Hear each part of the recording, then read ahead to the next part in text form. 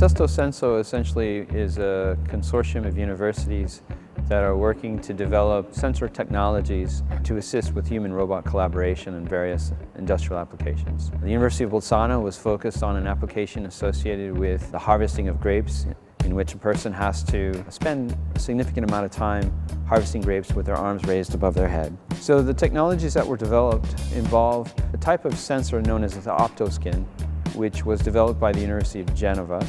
And this essentially is a ring of time-of-flight sensors that can optically detect the presence of obstacles or other objects around the manipulator that we're using.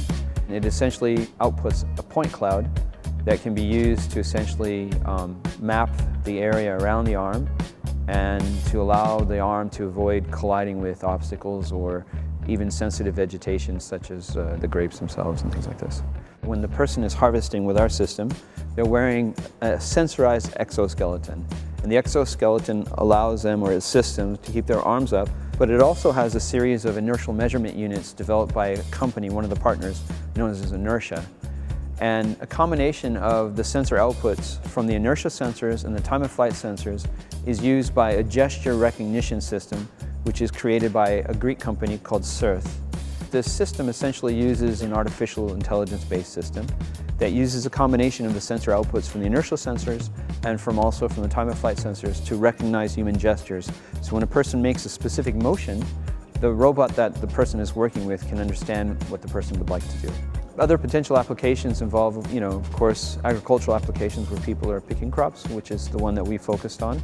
But also, one of the other use cases that's being currently explored in the project is essentially automotive assembly lines. And in fact, any sort of assembly line which requires a person to spend long periods of time with their arms raised or in an uncomfortable position, for example, painting or construction, could benefit from these types of technologies. The robot that we used here was based on a platform known as a Matro Rovo 2.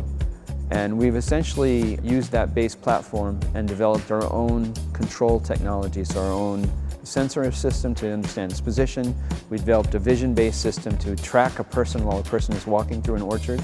And we also integrated all of the sensors and a UR5 manipulator onto this base platform.